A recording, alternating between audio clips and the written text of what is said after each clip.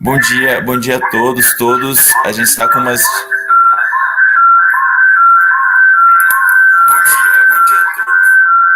Estamos com algumas dificuldades técnicas tentando resolver aqui, porque estamos usando múltiplas plataformas para poder transmitir a professora Dorothea. Então, eu peço só um pouco de paciência até nós aprendermos como vamos lidar com isso.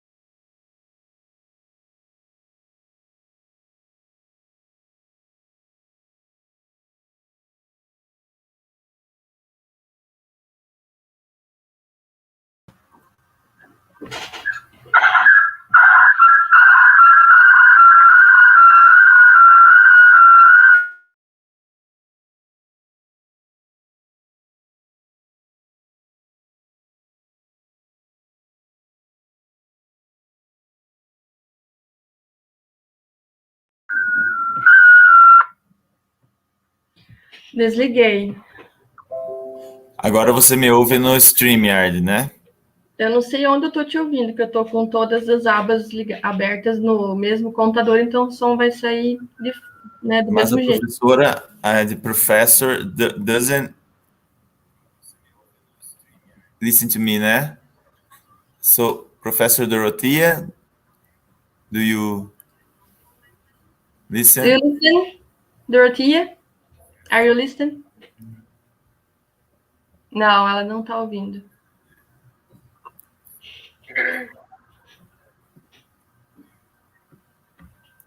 Porque ela está. Tá, peraí, deve ser algo simples.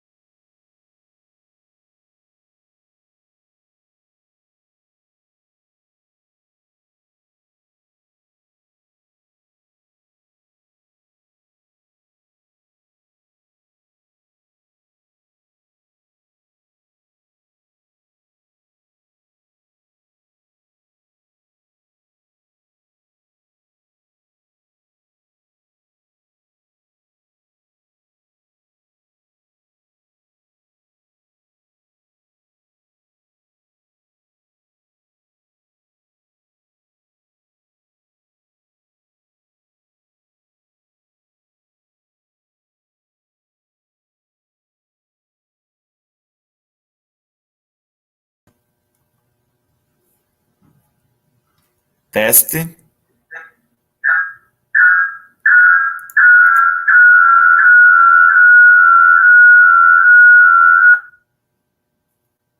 Teste 2.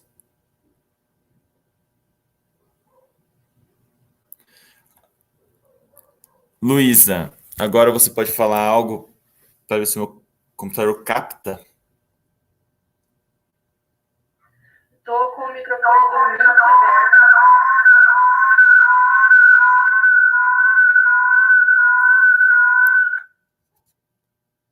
Pelo jeito não, né?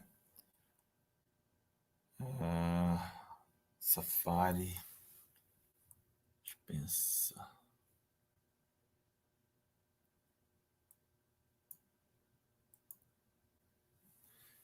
Pode tentar de novo, por favor?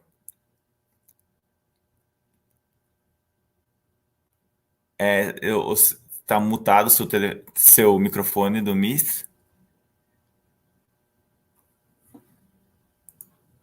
Precisa abrir ele no Meet, por favor. Normalmente o que acontece é o microfone.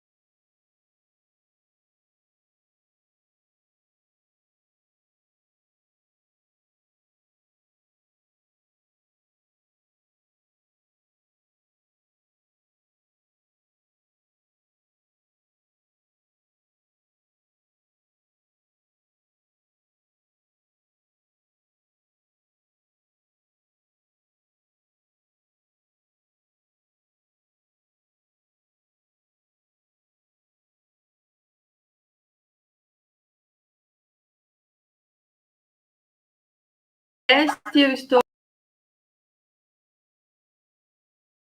Quero saber se no YouTube nos ouvem sem microfonia e sem ruídos. Dorothea, are you listening to me? Are you listening to me?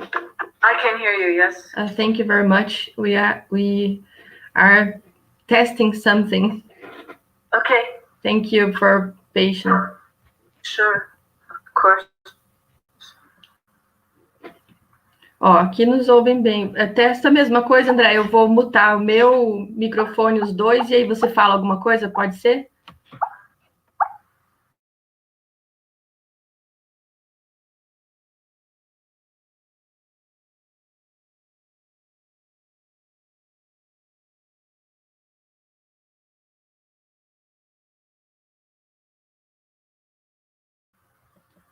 Abre os dois e eu fecho os meus dois. Agora eu estou fazendo um teste. Agora eu estou fazendo um teste. Caso o pessoal esteja me ouvindo e puder escrever, por gentileza.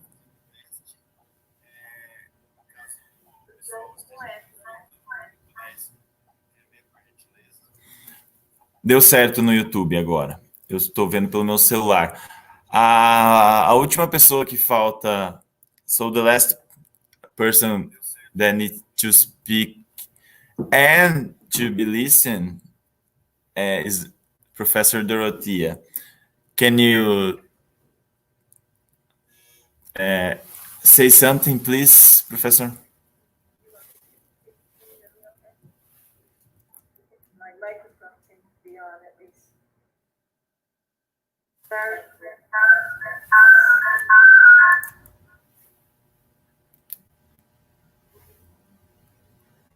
Can you hear me?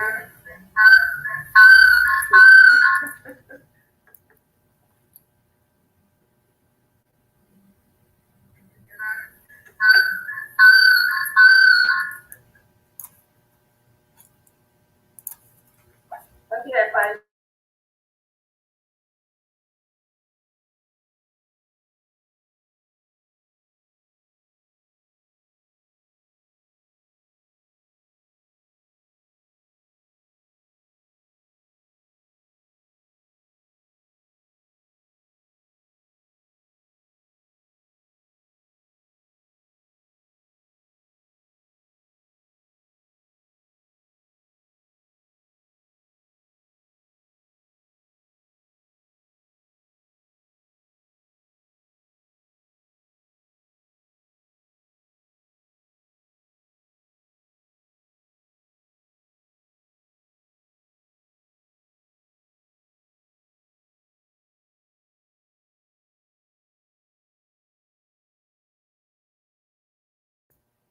Anderson está nos falando que durante o teste da Luísa, o áudio da Dorothea veio bem, acho que era quando o meu estava desabilitado, então a gente vai...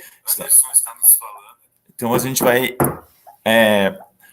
começar aqui, gente, fazer finalmente esta interessantíssima conferência a qual nós já tivemos acesso acontecer. Luísa, por favor, eu vou mutar os meus microfones e você fica...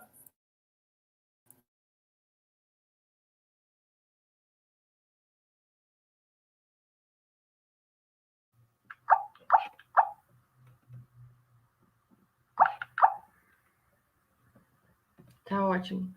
Bom dia, gente.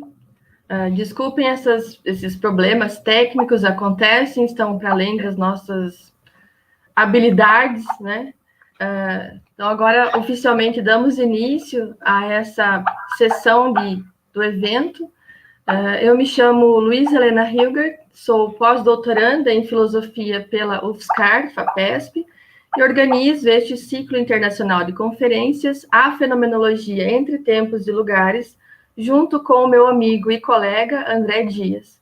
Sejam todos e todas muito bem-vindos e muito bem-vindas a esta nossa quarta sessão de conferências.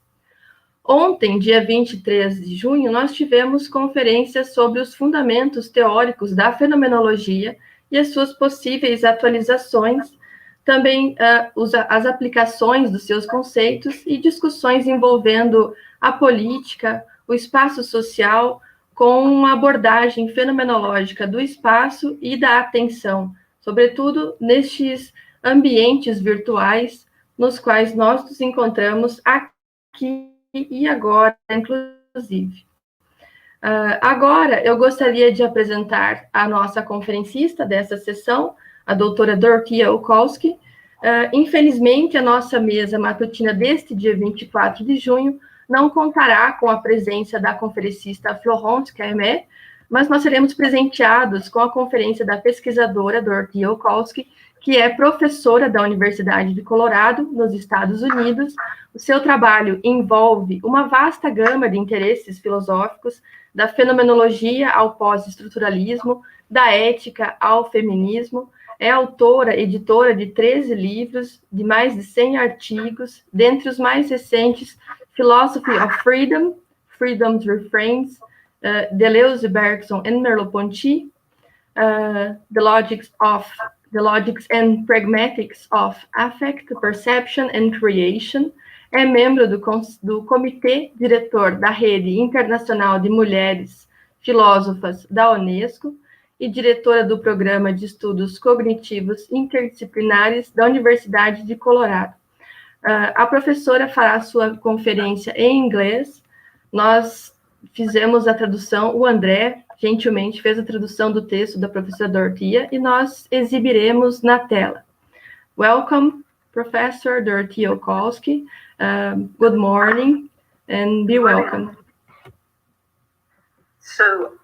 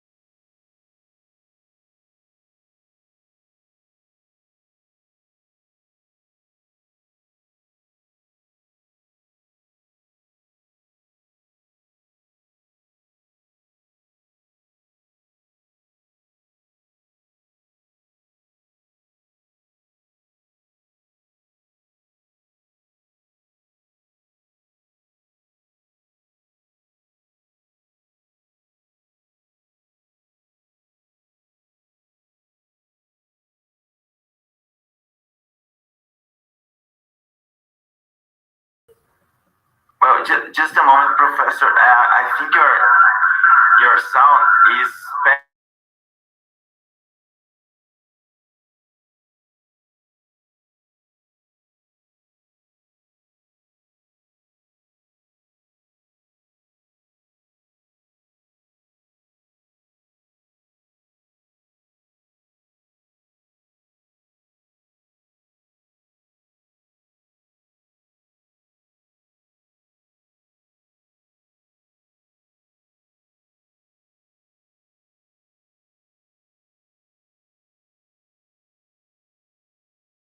over or wait or? Could you please start over? Okay, thank you. Thank I will you. do that. No problem, no problem. Okay, so the paper is Man the Hero, question mark, on the limits of perception for social interaction in Merleau-Ponty. The introduction. In philosophy, problems posed by the concept of freedom when they are not reduced to simplistic opposition of determinism versus indeterminism are often assumed to be primarily ethical. But in his perceptual phenomenology, Maurice Merleau-Ponty stands out for not conceptualizing freedom in either of these traditional ways. In fact, he inaugurates an original approach when he argues that questions about choice must take their place in the lived context of temporal, social, and historical aspects of human relations.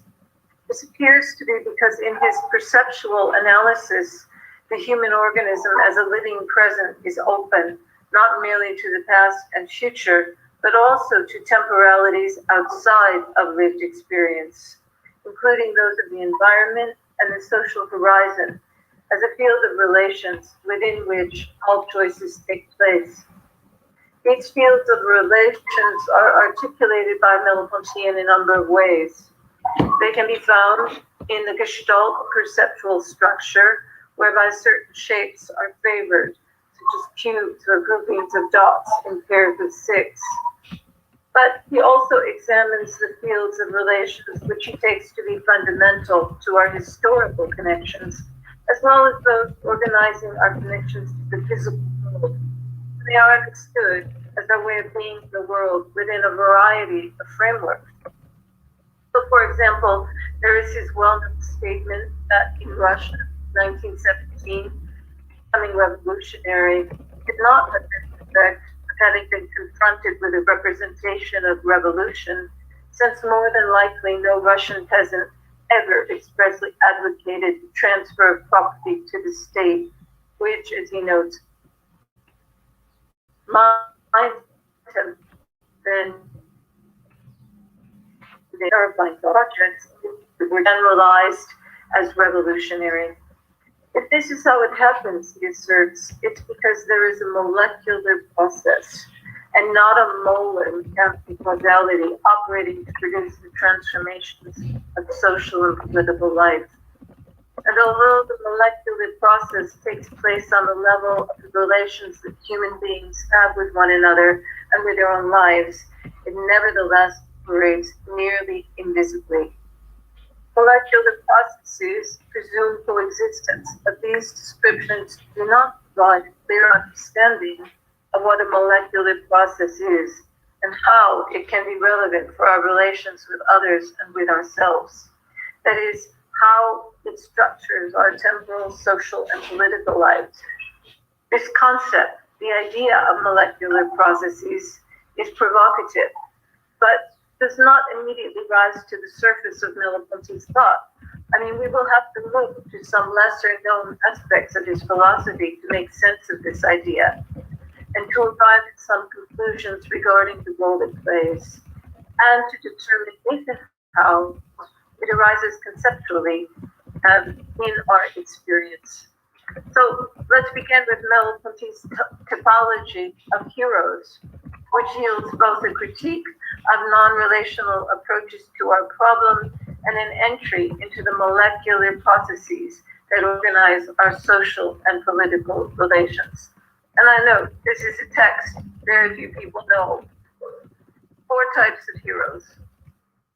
In the essay, Man the Hero, Merleau-Ponty describes 4 different conceptions of what it is to be a hero in a world where he feels that, quote, heroes are fading away and protests, which are cautious today, but tomorrow, in this post-World War I world, and apparently in the midst of the Second World War as well, Merleau-Ponty cites a man of letters, a former hero, who expresses a strong preference for even a, quote, grain of wisdom, intelligence, and reason, and a distrust of heroes and heroism. So what about all of this? Is there still a place for heroes in Merleau-Ponty's lifetime, and what about our own? If some sort of hero remains possible, we have to ask which version of the hero, if any, does Merleau-Ponty endorse, and how can this concept be used to ground his concept of the molecular? In our own time, even before the COVID-19 pandemic of 2020 and 2021, in the United States, one often heard of individuals being designated as heroes. This is really something in the US I don't know about elsewhere. Soldiers enlisted in various services in the US were frequently called heroes and thanked again and again for their service and given the option to board planes ahead of other passengers. More ordinary individuals such as police, firefighters, good Samaritans, and individuals who perform such exceptional deeds like landing a plane full of passengers, thanks for their services and skill. With the coronavirus, which, and we cannot pretend, of course, when I wrote this, it really hadn't yet happened, but it has happened now. It has spread to nearly everywhere on Earth and is likely to persist as problematic long into the future in spite of cures and vaccines. The new heroes are generally in this order: doctors, nurses, emergency services workers, elderly care workers, grocery store workers, bus drivers, security workers, and a random scattering of others perceived to be risking their lives for the sake of the rest of us. Police may have once been part of this list, but in the US, the movement against systemic police violence seemed to have put their heroic status in question, although lately, because of what happened January 6th in the United States with the Capitol Police being attacked, this has shifted slightly already. With this in mind, it makes as much sense now as during Merleau-Ponty's lifetime to ask what or who is a hero, and how does this relate to the molecular and molar aspects of temporal, social, and political change. Merleau-Ponty offers us 4 different approaches, 4 conceptions of the hero, those of Hegel, Nietzsche, Hemingway, finally that of Saint-Exupéry. Each performs through their writing, and they where in their writing where to speak or to write is to act was formative conception. A different version, each performs a different version or vision of the hero, their motives, and the world they inhabit.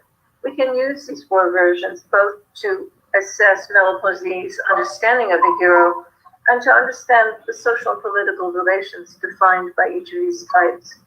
First, he believes that the emergence of the hero is a symptom of the decline of religious affirmation of an afterlife, and of the idea that greatness comes with being chosen by God. So for Merleau-Ponty, Hegel represents a unique turning point. Yet Hegel designates only the individual, the hero, the one who is first to understand that the current system of laws and moral structures has no future, and so forsakes his or her own happiness to, quote, create a law and a moral system in which their time will later recognize its truth, end quote.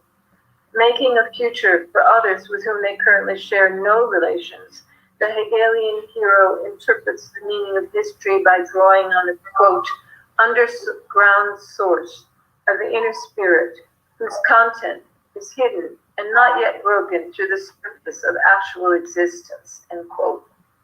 Unfortunately, this objective has its own limitations, namely that once the hero master has succeeded, he is a master to slaves who must continue to risk death in the search for others to conquer, even though they too will be unable to recognize him as the hero, but only as the master.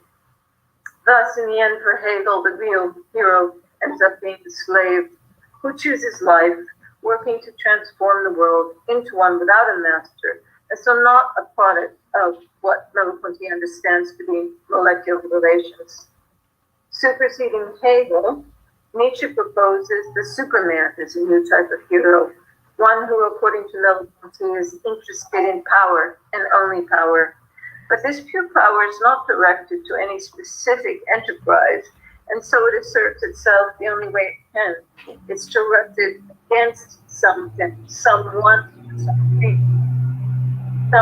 with something currently power, or it seeks somehow to conquer death by negating any action that can or has been carried out. This somewhat nihilistic and apparently anti-existentialist approach to social and political relations also holds little interest for Merleau-Ponty as he quickly moves on to the next type.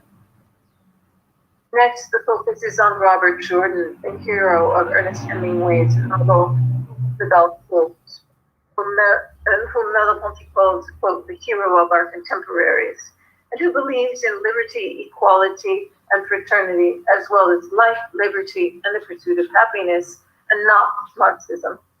It comes down to the question of motives, and Jordan's motives propel him to act for the sake of his own freedom, not molecularly in relationship to others. He appears to be what we might now call, at least in the US, a libertarian.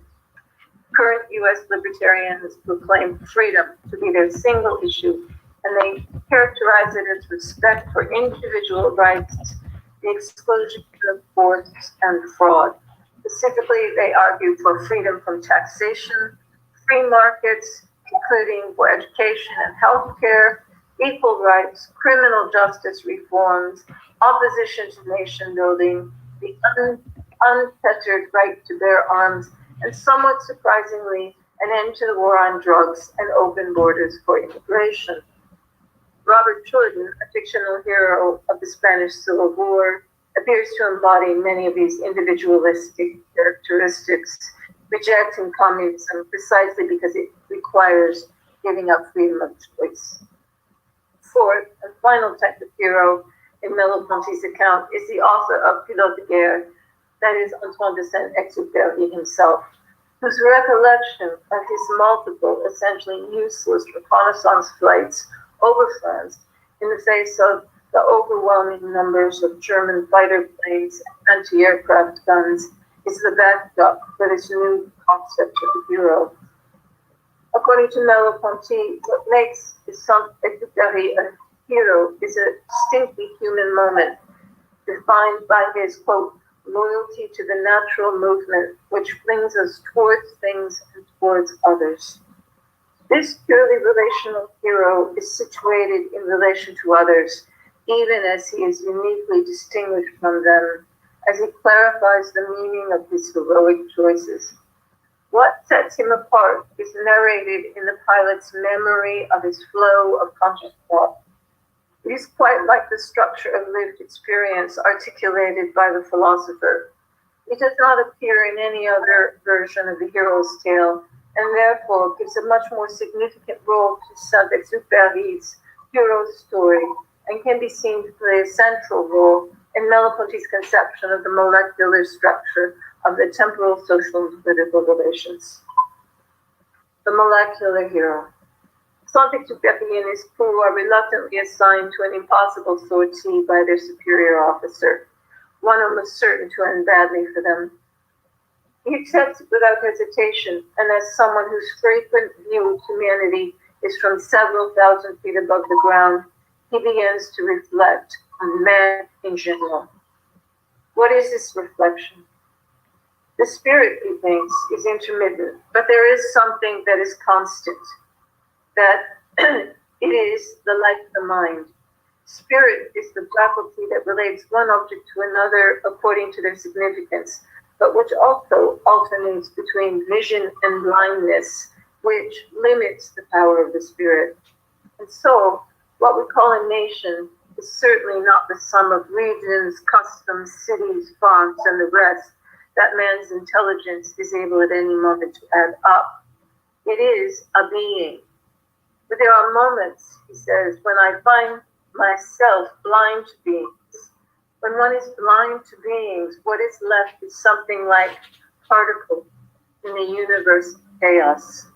And beings are only, quote, details in a vast structure to see the whole, of which demanded more time, more silence, more perspective. More perspective, that is, than that of the military officer, the major, who was forced to assign this impossible mission to Saint-Exupéry, and more than this major could possibly have obtained, but others can. Thinking of man in general, Saint-Exupéry posits the situation of a friend who has died and whose funeral you, or actually he, must take care of. It brings, quote, instantly into being a whole new network of relations between you and the ideas, the desires, the habits of the man now dead, unquote. This event is not just the demise of a single individual, but it has actually rearranged the world, rearranged all the relations in the world, even though the one who is busy with the many details of the funeral is not yet aware of this, and so does not have the perspective needed to become aware of it. Not until the day after the burial, the silence is everywhere and the friend is nowhere. The silence is required in order to get beyond the sum of particles in chaos. Silence in order for the ideas, habits, and desires of another to appear, and for that person to be reconstructed as absent. Inhabiting his flight here, Saint-Exupéry undergoes the same reduction of the universe of beings to particles in the universal chaos. He undergoes a moment of timelessness in the sense of being released from human events. It is the beginning of anguish. There is no God, no face to love, no France or Europe, only particles and detritus. He undergoes, too, a loss of human identity. And he can restart the flow of time by taking up the myriad details required to fly the plane or bury the dead. But this does not yet restore a human identity. It is no more than duty, games, and the passing of time. In the cockpit, the instrumentation orients itself around the pilot, who becomes an organism integrated into the plane, and who begins to feel a filial affection for it. There is physical pleasure in carrying out required actions, yet the plane goes off course, evading the town of Albert, where the pilot had been told the German planes and anti-aircraft await, so that the town is categorically blocked. In this case, it is the body that reacts. The warning about the village of Albert has activated the pilot's bodily memory of past crashes, of nights in the hospital, of fractures. But his own self lies in some imagined future where he might be able to walk alone on the highway that runs through his village as it pulses with life and not war. Against his own body, Saint-Exupéry is preparing himself for his vision of the whole, the invisible structure, as he calls it, in which or out of which he will find himself, quote, that other within me. At 32,000 feet, Earth looks empty. Humans cease to exist, leaving behind only traces such as highways, canals, convoys, and barges.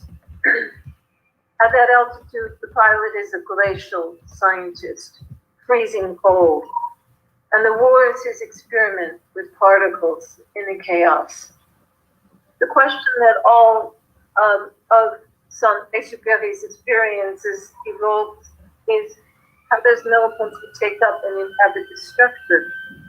There are particles in chaos, meaning randomly arranged, lacking signification, as well as continuity of the analytic mind, logic and science, the stopping and starting of time, the focus on detail, the body that remembers, and the hope for the reemergence of oneself, the other within me. As well, there is man in general, being and not beings, timelessness, and the loss of human identity. Where will all of this take us, philosophers? The pre-personal. Brian Smith, who is a wonderful philosopher, by the way, to whom this essay owes a debt for his recognition of the role of Saint-Exupéry's influence on Merleau-Ponty's conception of generality and anonymity, provides the backdrop and the infill for these questions. According to Smith, quote, Merleau-Ponty sought to show that history as a totality is something of which we are, or at least can be, aware of on the pre-reflective level of lived perception. In other words, that historical totality is a lived perception. That is, I want to say, central to Merleau-Ponty's argument. The general formula for this awareness is Marxism, insofar as it exemplifies the, quote, Gestalt totality that maintains the identity of subjective and objective factors, while still remaining oriented to truth in a universal sense. This is a surprising conclusion. Nevertheless, Smith argues that it is the pre-personal or impersonal aspect of humanity, the habitual body, that, quote, impersonal corporeal anchorage, which represses or deactualizes the actual body, the first-person existence, and returns us to the anonymous existence, the one. Smith takes this further by claiming that for Merleau-Ponty, the repression of personal life to the anonymous, habituated organism belongs to its, quote, selfless tendency towards universal life.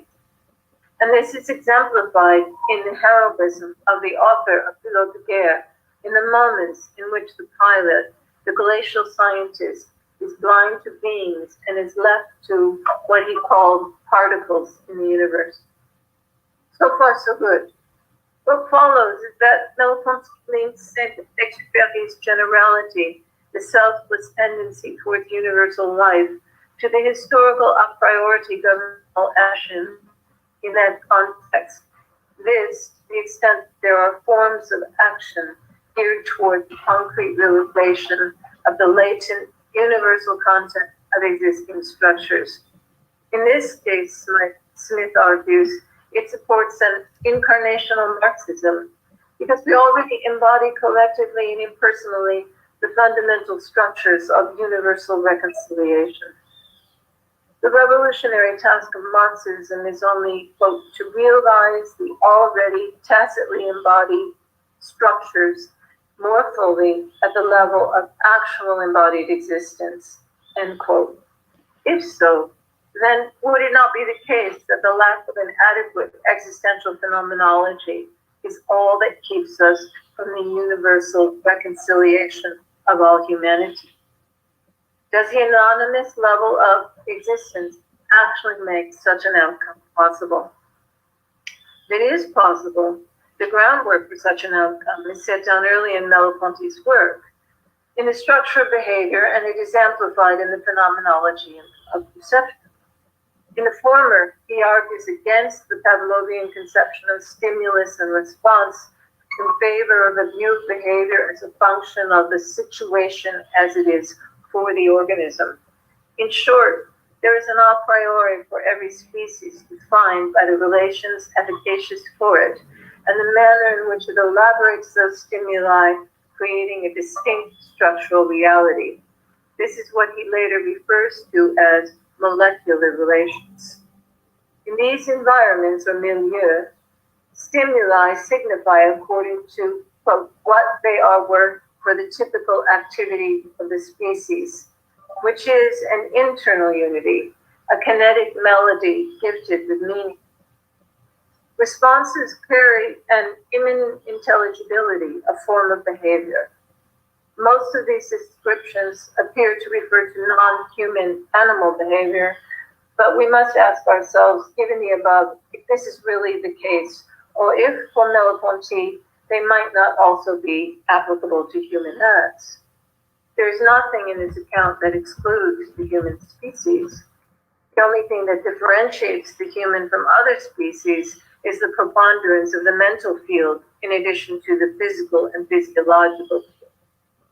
But matter, life, and mind are nevertheless universally applicable categories, since even the soap bubble, the object of the physical sciences, behaves in the manner of an organism because, quote, what happens at each point is predetermined by what happens at all the others.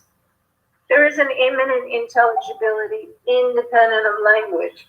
There is, Merleau-Ponty adds, a certain value and significance, a question of intelligibility, even for physical form, even for the operations of an ellipsoid conductor in which electrical charges have been placed. The theory of form must be liberated from realistic postulates of psychology along with materialism and mentalism. There can be only one universe, not that of physical cause and effect, but that of form, a general, universal, and therefore anonymous arrangement of each field or structure in the world. The anonymous and the human. Like the physiological form, physical form follows its own immanent law.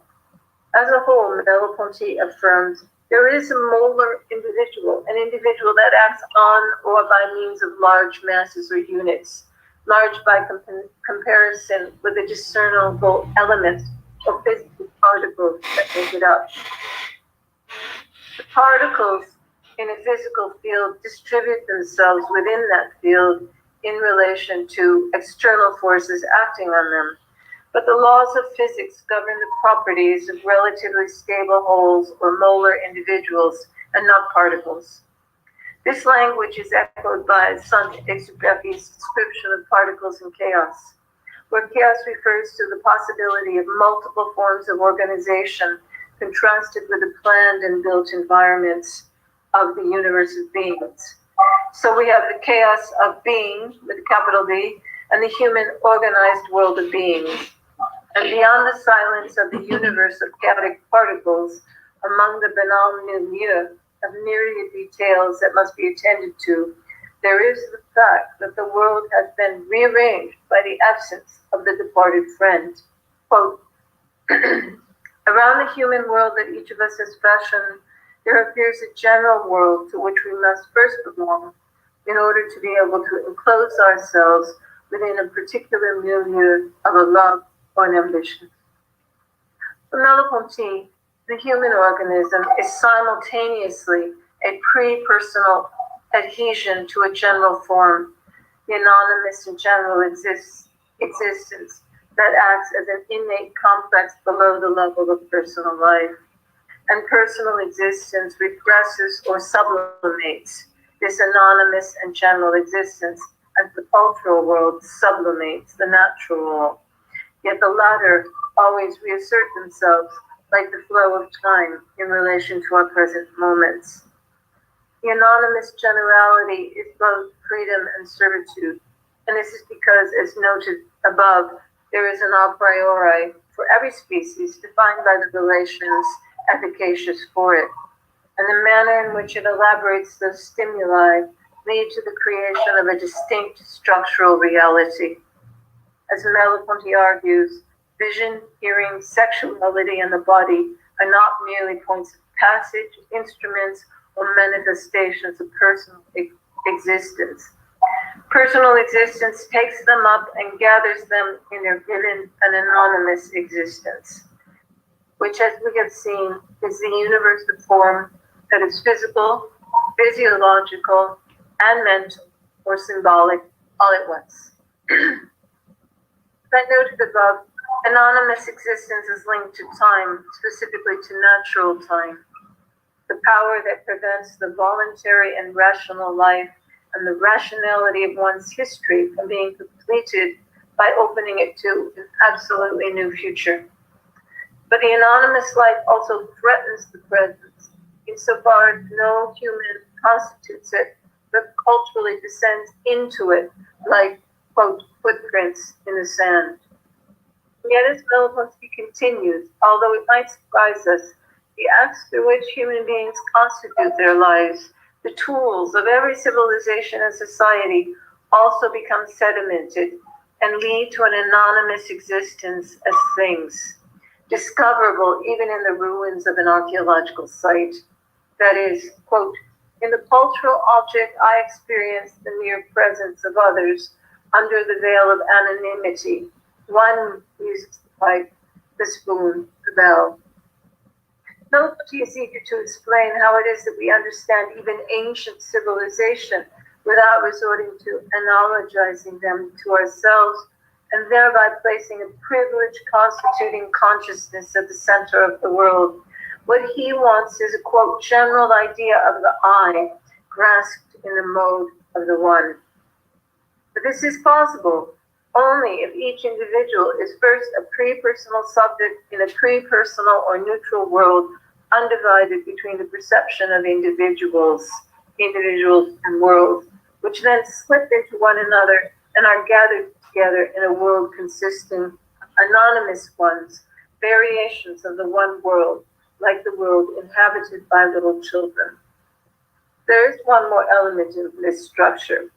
Marked on the borders of our own history, there exists the place, at least if you're French anyway, the place of the Athenian Republic or the Roman Empire, indeterminate yet pre-existing, so that each of us may find the fundamental structures of history in our own lives.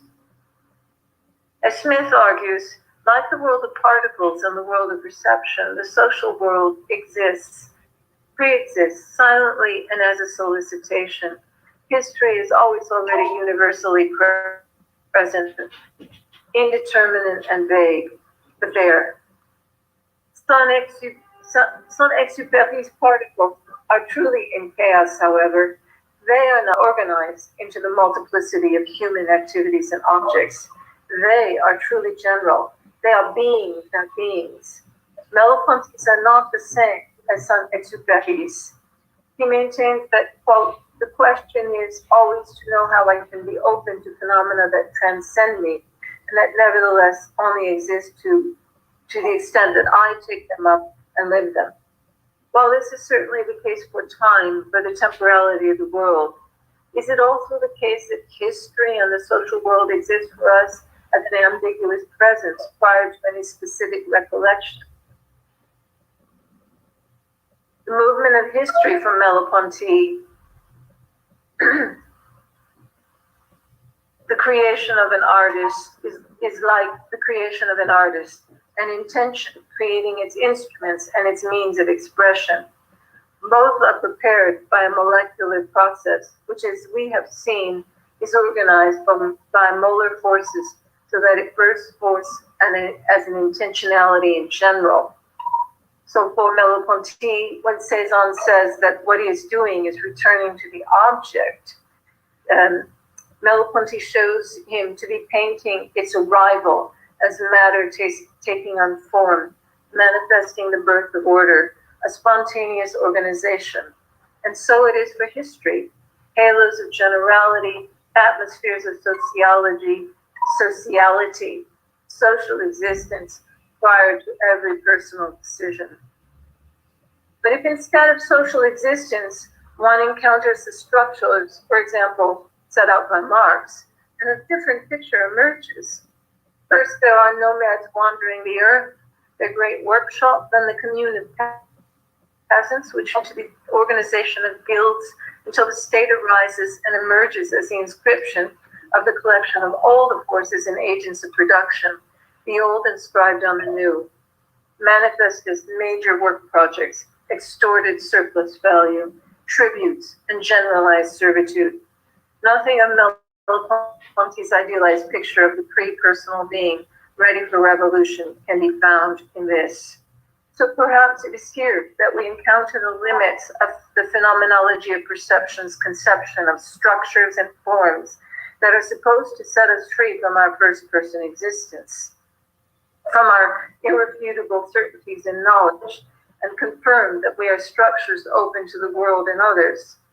In the physical realm, apart from molar form, particles exist chaotically, randomly, and disorganized.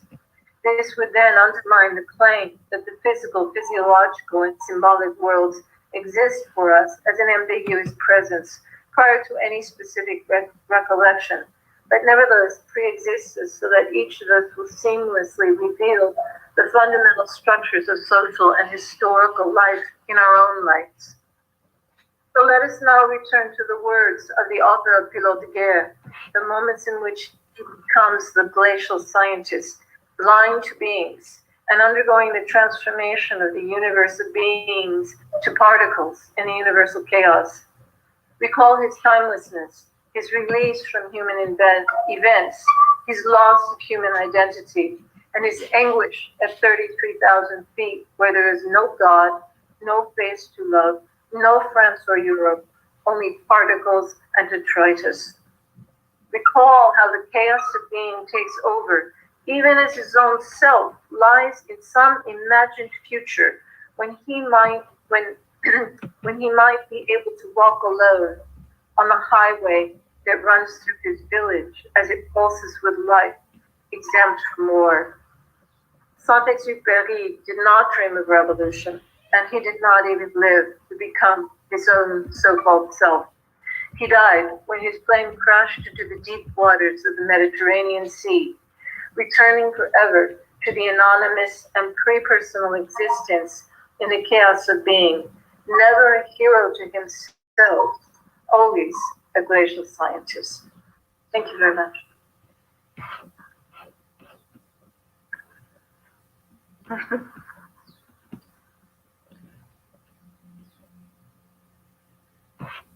Você volta, André, eu volto. Eu posso voltar desligando meus dois microfones aqui e você desliga os seus dois, ó. I can't hear these questions, so you have to give them to me. Right. Se alguém tiver questões e escrever no chat, nós estamos fazendo o possível para juntar todos os dispositivos aqui e fazer essa apresentação ocorrer. Não está sendo fácil, mas, de fato, esse eu consegui ouvir aqui e é um texto, uma apresentação que valeu muito a pena. Enquanto o pessoal pensa em questões, a gente traduz para a professora Dorothea e, em seguida, traduz tanto quanto possível, acho que assim como a nossa relação com a tecnologia, para vocês de volta.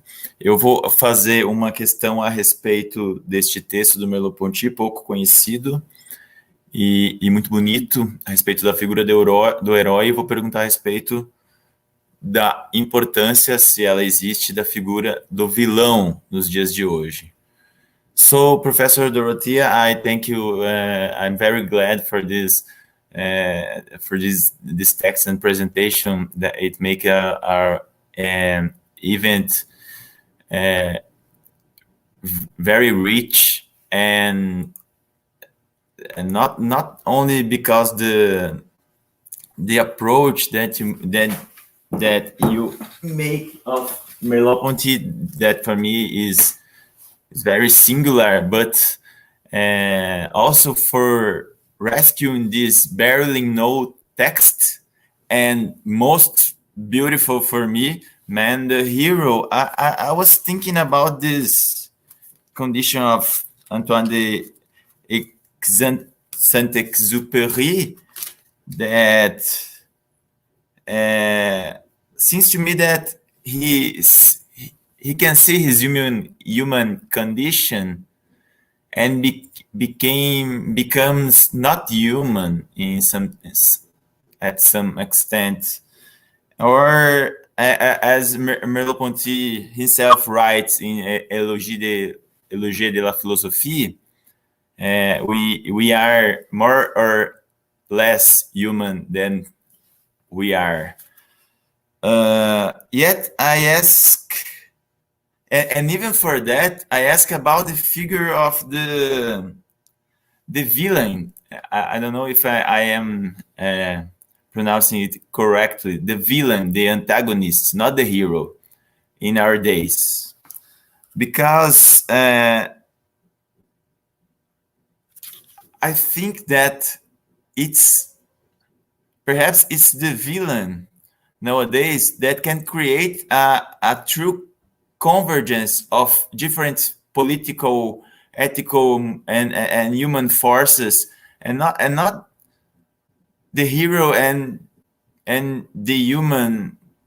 After all, for instance, here in Brazil, we have a multicultural and very political forces, such as in on the parties and the social movements, and most of them doesn't agree and will not agree one with another, but they are converging, not to with not around a project of future or a project of political project, but against this figure of I think not a hero but a villain, just to in order to maybe just stay alive for another month or two.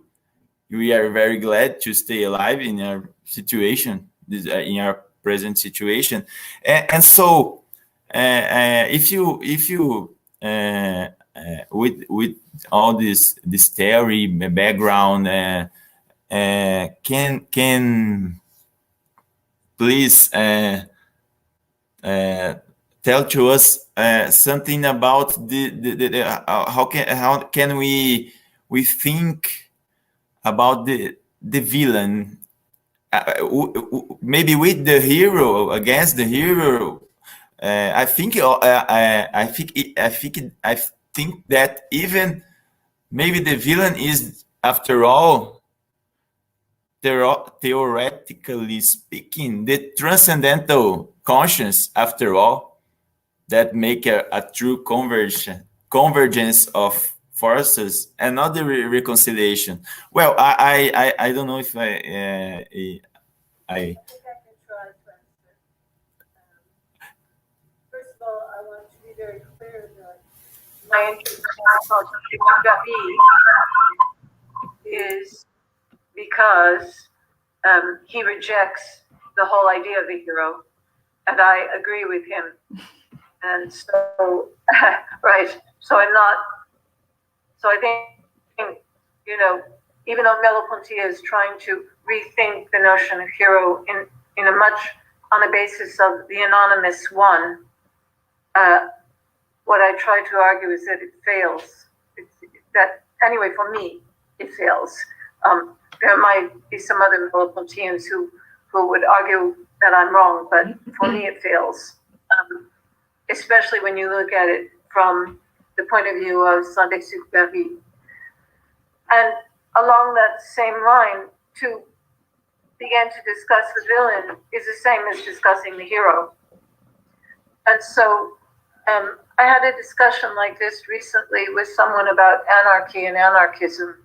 And the problem for me I only began to realize that the problem for me with all of our social and political positioning is, to some extent, we do take it to arise out of some pre-personal, impersonal, historical, social, and political life. And let's just take an area where it's easy to see, and that would be in the environment, right, which we're, on the basis of our social and political struggles, destroying.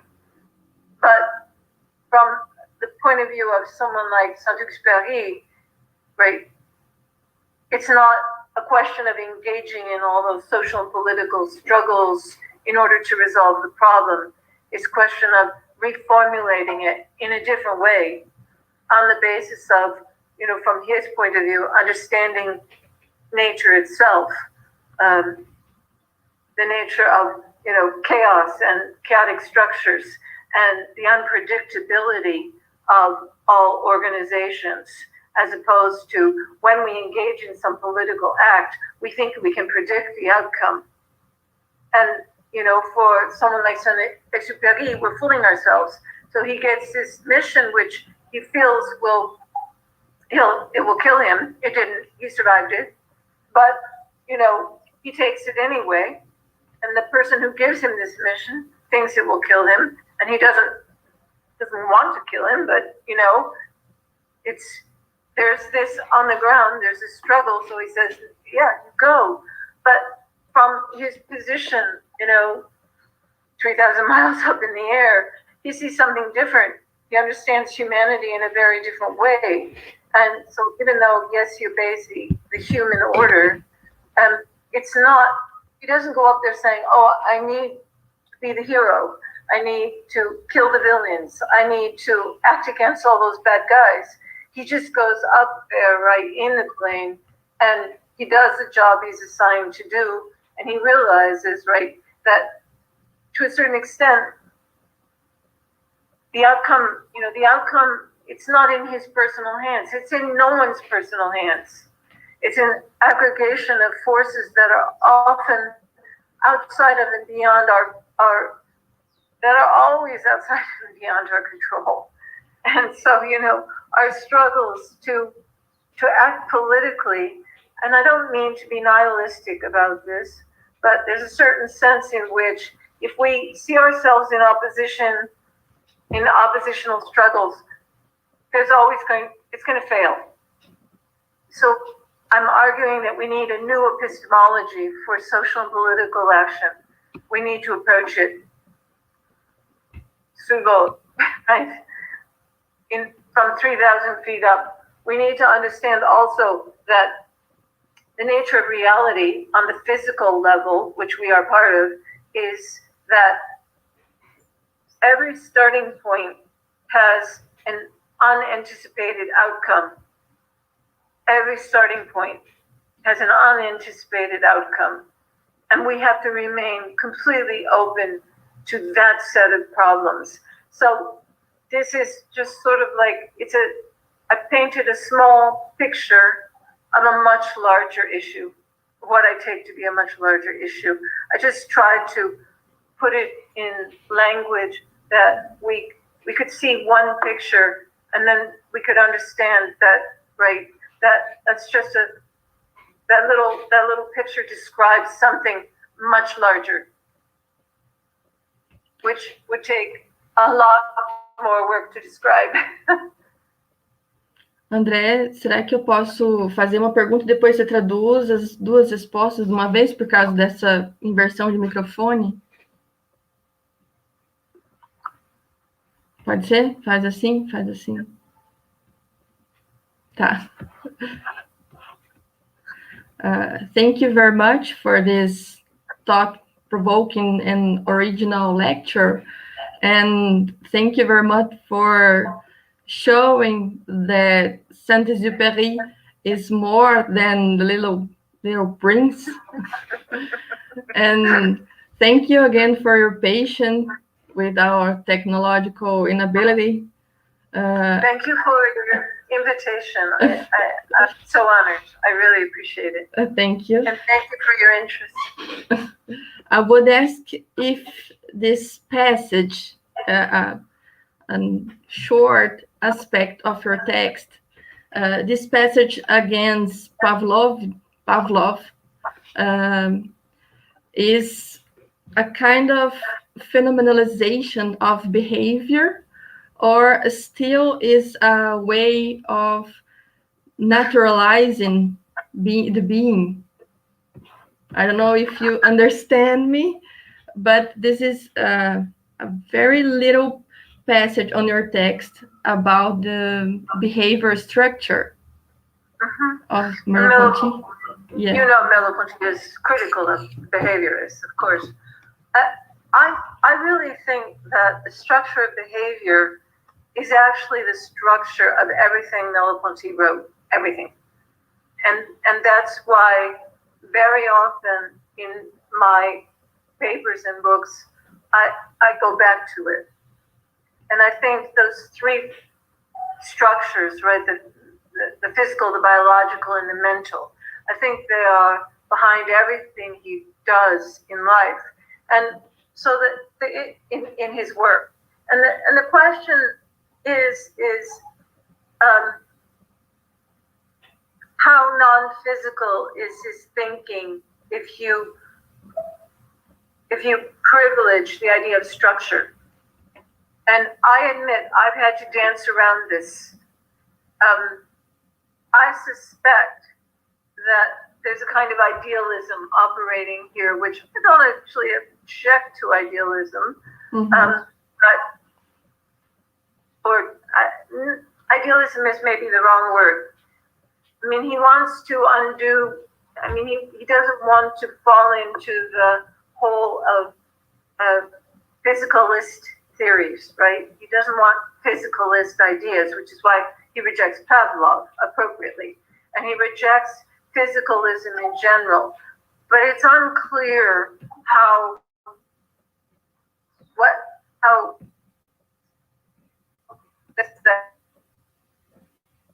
that was structured, creating a new physics. And he doesn't create new physics, but I think other philosophers who come after him do search for a new physics. I think, for example, not even those who come after him, but I think, Bergson was much more attuned to a new physics than Merleau-Ponty is. And I think it limits, to some extent, some of his ideas. On the other hand, I know there is a place for his work, and I know there is a place for the value of the phenomenology of experience. I don't want to discard it, and I absolutely don't want to discard it, but I think that it fits in with other theories. I would situate him as someone who offers a piece of the puzzle and the rest of it needs to be filled in with other ideas, other theories from other philosophers. But then I think that about everybody. There's no one philosopher who has answered all the questions for us, thank God. Otherwise, we would all be, instead of doing philosophy, it would be like church, Yeah. And we don't need church, we need philosophy. And we need people to create new ideas, Right. And if it was all done and it was correct, what would be the point? There'd be no point in us doing this. So to make Saint-Exupéry a philosopher who solves a problem that Merleau-Ponty can't solve, that's important. It doesn't mean you discard Merleau-Ponty, it just means Saint-Exupéry accidentally, without even trying, solved a different problem. Solve the problem. Thank you.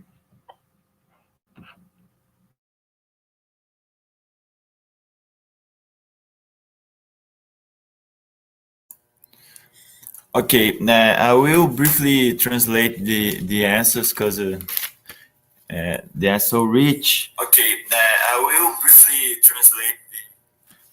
Bem, eu perguntei, sobre a questão do vilão, a professora, e ela me respondeu que, na verdade,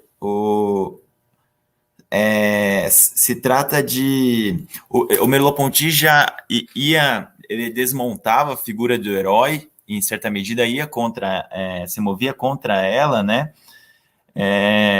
E a questão é trazer o ponto de vista deste herói, entre aspas, que é o Saint-Exupéry, algo que ela já discutiu em outros momentos com colegas dela a respeito de um ponto de vista anarquista e da filosofia da história, a partir do qual não se trata de imediatamente se engajar e resolver os problemas políticos, isso no texto dela, mas do ponto de vista mas reformular eles, então uma reformulação dos problemas políticos, dos problemas de liberdade, engajamento, heroísmo, a partir do ponto de vista da natureza e do caos. É assim que ela toma tanto o texto do Merleau-Ponty quanto o livro O Pilote de Guerre, né, do Saint-Exupéry.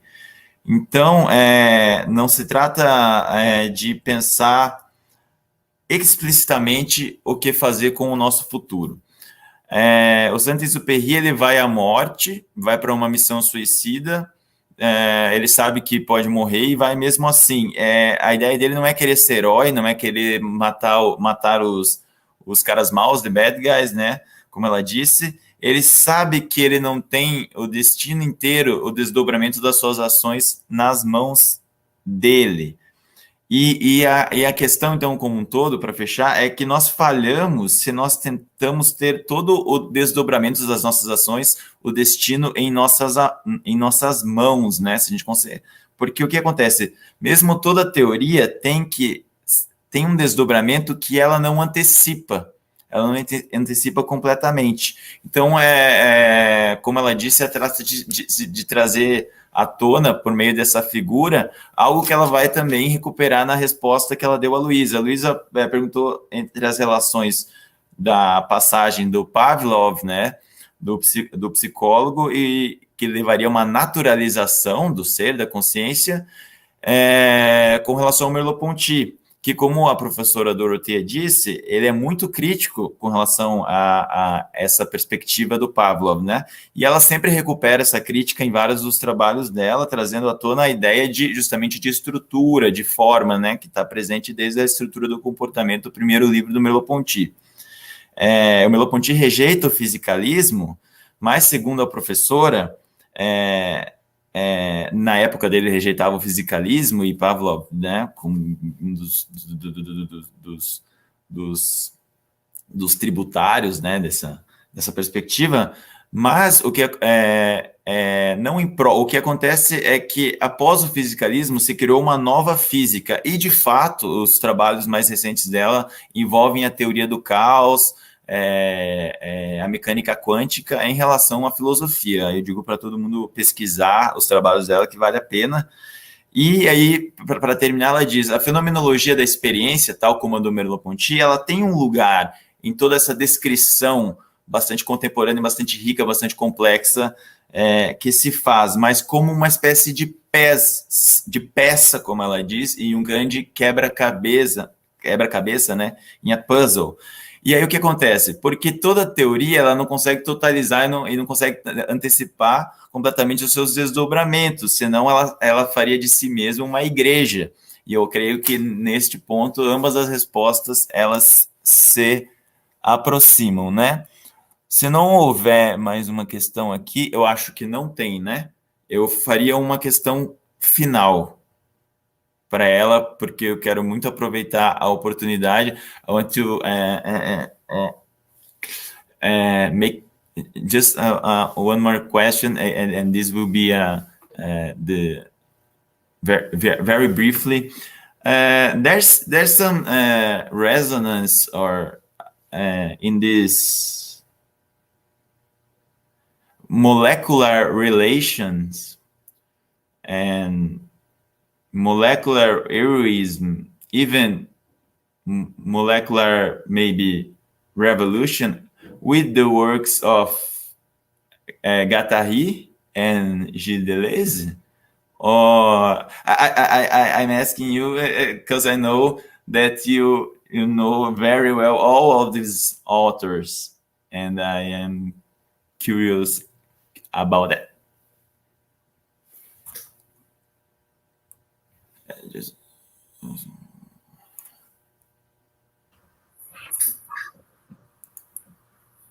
Okay.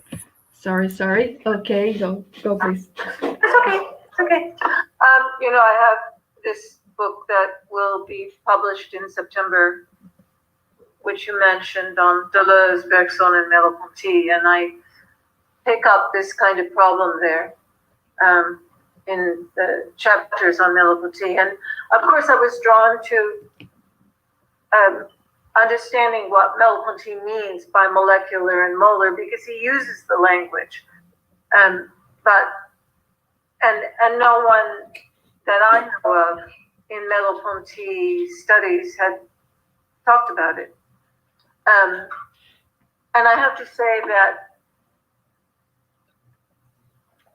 it's definitely not the same as what Deleuze and Guattari are doing. And that has to do with the overall structure.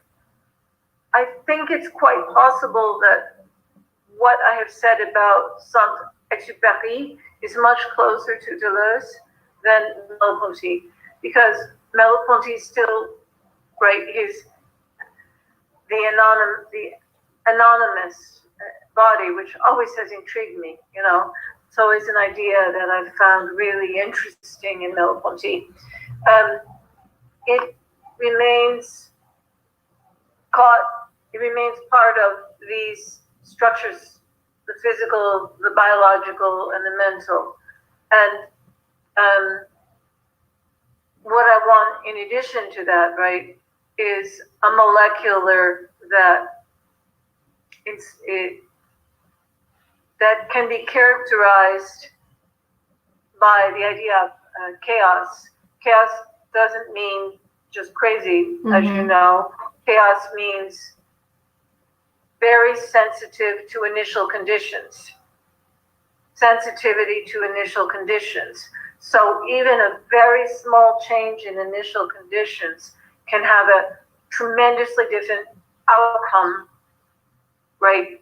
Depending on exactly what those initial conditions are, even the smallest change. So there's no one history. There isn't a single history for us to absorb in any way, shape, or form. There's a multiplicity of them. And therefore, when we ground our social and political disputes in the idea that there's one history, you know, we end up with the kind of mess that we're in around the world right now, you know. There isn't, right? Chaos implies a multiplicity of different starting points, each of which goes in a different direction. So each of us are, the history we get is not even just one, it's multiple. We have multiple histories, right? And each of those multiple histories goes in or develops in a different way, not only from person to person, but even within the same person. And so, you know, the idea of rigid political orders and rigid political categories and social categories becomes more and more of a problem. I hope that answers the question. I would think this is a little closer to what Deleuze and Guattari were after, especially Guattari. But Deleuze embraced these ideas fully from Guattari. There's no question in my mind. I also don't think that Deleuze has a solution, by the way. You know, I think he opens some doors that are very interesting, but I don't think Deleuze has a complete solution either. But he does open some interesting ways of thinking, some new ways of thinking about these problems. I don't think I think we have a long way to go before we can think multiplicity in any real way, chaos, you know, before we can really think chaos as sensitivity to initial starting points and a multiplicity of different trajectories. That's even more than differentiation. Or, you know, Deleuze Guattari's difference. So we have a lot of work to do still. I would ask why we need heroes, and I don't know if there's an answer. Even in philosophy, we are still looking for heroes. To Sartre, the hero is the writer. Yeah. Yeah. I mean, because the idea of the hero is, you hear it all the time in the United States. It makes me crazy. And that was one of the reasons I addressed this issue, because I can't stand it, you know. All these special people, they're heroes. And if you ask them, are you a hero? Usually they say, I'm not a hero. I was just doing my job. You know, I was doing the right thing, or I was following the trajectory based on what I know or what I was asked to do. Just like Saint-Exupéry, you know. He didn't say, oh, I'm going to go up in this plane and be a hero. He said, okay, that's my job. I'm going to go do it. That's the way it is mostly. We do our job, you know, and the use of this word hero just makes it infuriating to me. So I think that's part of the reason why I'm glad that Merleau-Ponty questions it, but I agree with you. I don't think we need this. It's not helpful. Cool.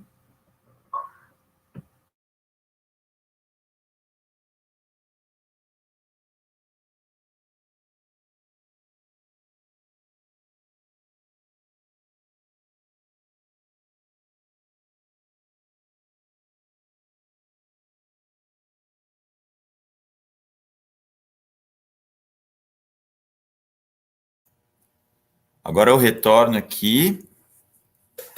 Eu só quero ver se o meu som está saindo. Agora eu retorno aqui. Ok, eu vou fazer uma breve tradução dessas duas últimas questões. Eu perguntei se o termo molecular, bastante usado no texto dela, tinha alguma ressonância, interface, mesmo diferença com o termo utilizado principalmente pelo Guattari e junto do Deleuze, né, Guattari. E ela me disse que a princípio não, embora não há uma ressonância total, né? E que, na verdade, o que a gente poderia, procurando uma aproximação possível, é reencontrar esta dificuldade de princípio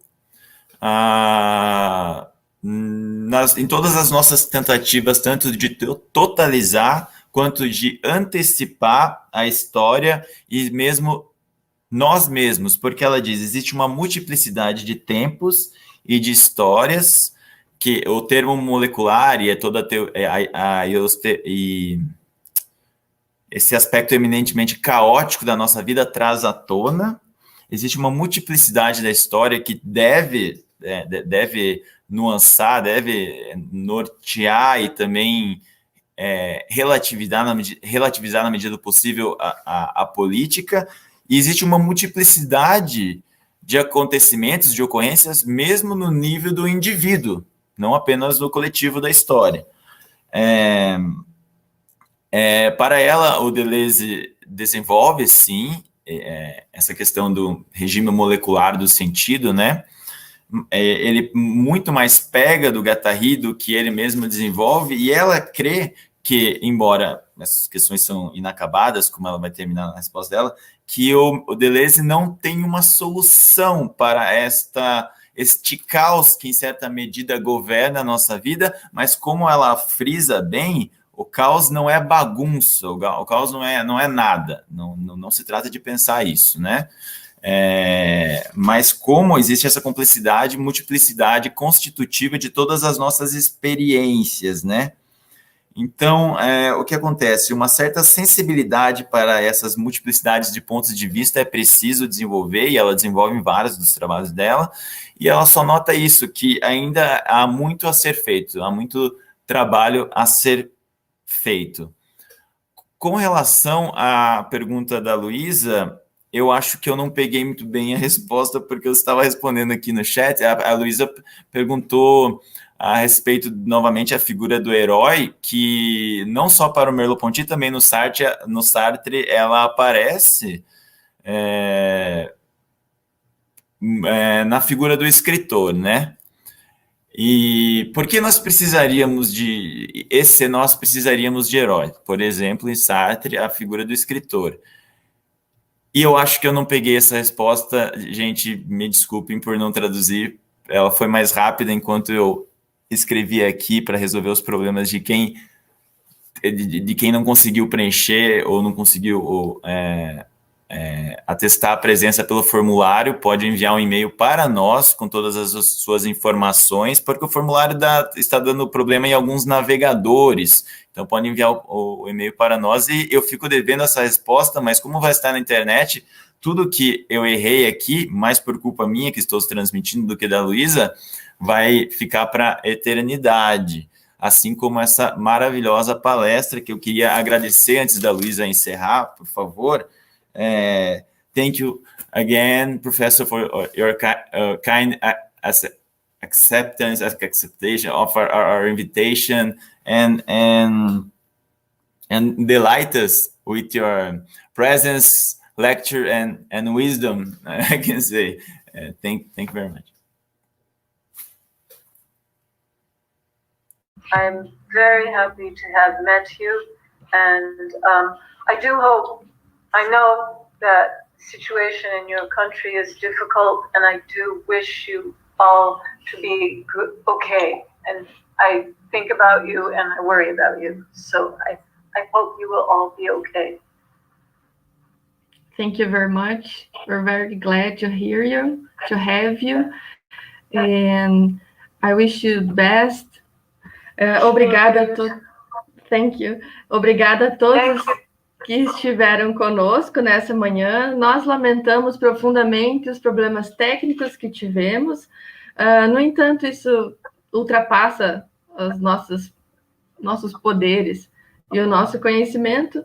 Encerramos essa primeira mesa do dia 24, a quarta mesa do nosso ciclo de conferências, e convidamos a todos para estarem conosco à tarde, com a presença ilustre também do professor Etienne Bambenet, e menos ilustre a minha conferência também. Obrigada a todos e até mais. Thank you, Dorothea. Goodbye. Thank you. Thank you. Enjoy the rest of your conference. Bye. Thank you very much. Bye. Bye.